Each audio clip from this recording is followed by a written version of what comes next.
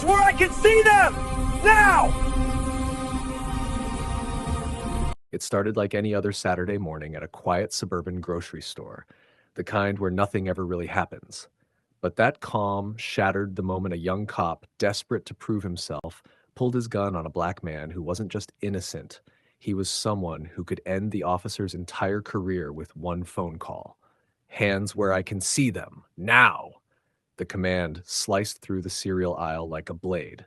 Marcus Reed, a tall, well-dressed black man in his 40s, froze mid-motion. 1 second, he was deciding between Raisin Bran and Honey Nut Cheerios. The next, he found himself staring down the barrel of a police-issued Glock. His hands went up immediately, his face calm but his chest tight with disbelief. "Officer, this has to be a mistake," Marcus said, voice steady, eyes unwavering. But the young officer, Ryan Cole, wasn't listening. He couldn't. The rookie's pulse was racing too fast, his judgment clouded by something deeper: bias, fear, ego. Cole wasn't searching for truth. He was searching for a threat. And in his narrow, prejudiced mind, a black man shopping calmly in his own neighborhood fit that description. Marcus could feel the tension in the air thickening. He wasn't just facing an overzealous cop. He was standing inside a moment that could change both their lives forever. Now, what Cole didn't realize was that Marcus Reed wasn't just another man in a grocery store. He was a decorated FBI agent, a 20-year veteran who had dismantled criminal networks and confronted terrorists. He'd stared down men who carried real weapons and real hate. But standing here, surrounded by cereal boxes and fluorescent lights, this was somehow worse. Marcus had grown up in this very town. He'd worked harder than anyone to rise above the limits people placed on him. And now, after decades of serving his country, he was being treated like a suspect over a box of cereal. The rookie's eyes darted, his grip tightening on the gun. No theft, no threat, no probable cause, just bias disguised as authority. "You look like you don't belong here," Cole spat. Marcus kept his voice level. "I live here. I'm buying groceries." Marcus's calm only seemed to aggravate Cole further. The rookie's jaw tightened, his eyes flicking from Marcus's face to the shelves, like he was searching for a reason to justify what he'd already done.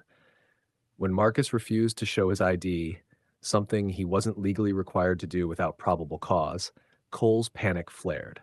His hand dropped back to his pistol, the metallic click echoing down the aisle.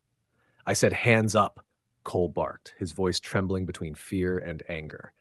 "Have you ever been judged before you even said a word? What would you do if someone pointed a gun at you for just existing?" Before we go further, what city or country are you watching from right now? Drop it in the comments. We love seeing where our viewers are tuning in from. And if you believe in accountability, justice, and standing your ground, smash that like button and subscribe to Story Arc. Because when prejudice carries a badge, silence is not an option. And in that instant, Marcus knew exactly what this was. It wasn't about law enforcement. It wasn't about keeping the peace.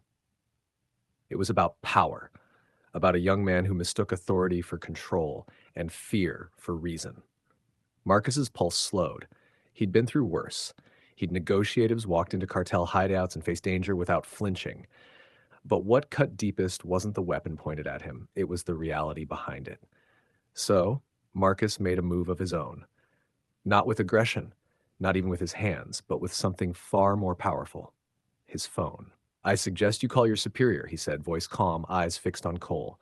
The rookie sneered, trying to cover the crack of uncertainty in his voice. "What? You think you know the chief or something?" Marcus didn't blink. "I do. Alan Porter. Your chief. My friend."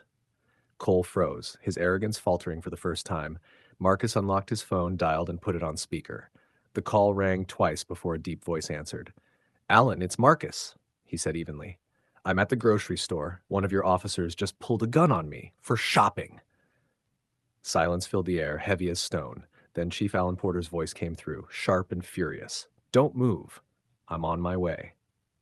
The words hit Cole like a brick, his face drained of color, his gun hand lowering slightly. The magnitude of what he'd done began to sink in.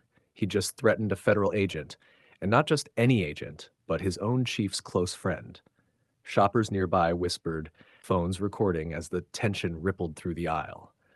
Cole's knees nearly buckled. Minutes later, the automatic doors slid open. Chief Porter stormed inside. No uniform, but unmistakably the man in charge. Chief Alan Porter's presence alone shifted the entire atmosphere. He scanned the aisle, his sharp eyes landing first on Marcus, calm, composed, arms still slightly raised, and then on Officer Cole, whose trembling hands still gripped his weapon like it could save him. "What are you doing?" Porter's voice thundered across the aisle. "Why is your gun drawn?" Cole stumbled over his words. "Sir, he wasn't cooperating. I thought he might be." "Enough," Porter cut him off sharply. His tone carried the kind of authority that silenced entire rooms. Marcus stayed silent. He didn't need to say a word. Porter already knew. The chief turned toward Cole again, his expression turning cold. "Do you have any idea who this man is?" he demanded. Cole blinked, confused. "And no, sir?" "That's FBI Special Agent Marcus Reed," Porter said, each word striking like a gavel. "My best friend. The man who helped the Bureau clean up half the cases you studied in training." The words hit Cole harder than any physical blow could have. His grip loosened, his pistol dropping slightly before he carefully reholstered it.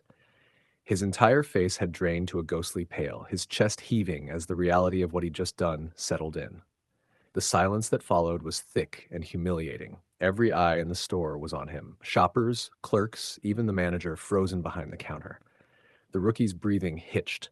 He'd just pulled a gun on an FBI agent in public, without cause. "Hand over your weapon," Porter ordered, voice low and deadly. "Your badge, too."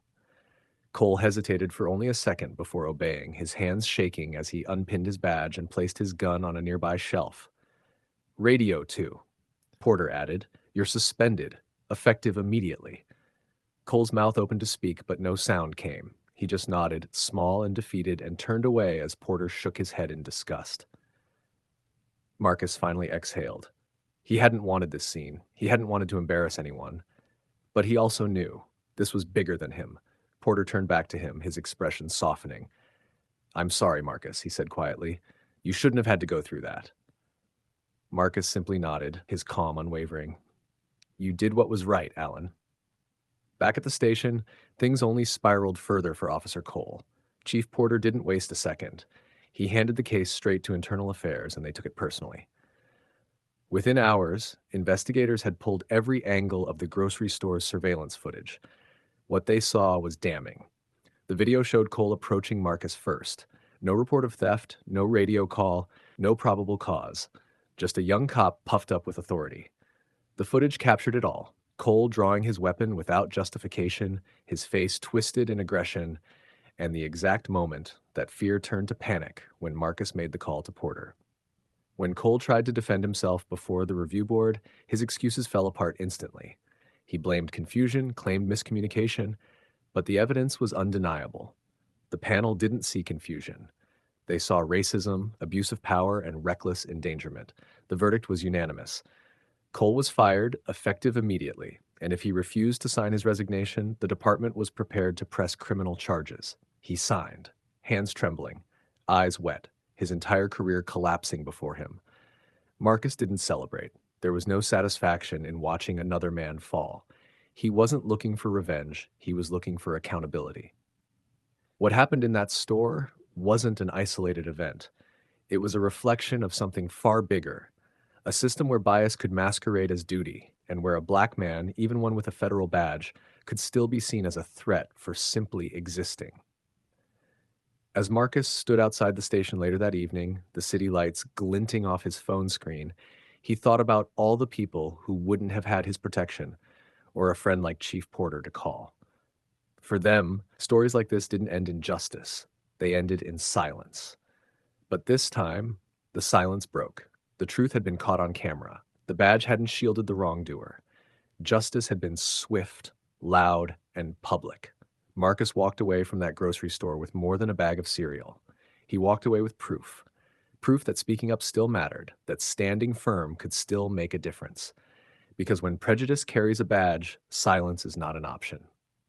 If you believe every voice deserves to be heard and every badge should stand for justice, not fear, then don't stay silent. Hit that like button, subscribe to Story Arc, and share this video with someone who still believes in doing what's right.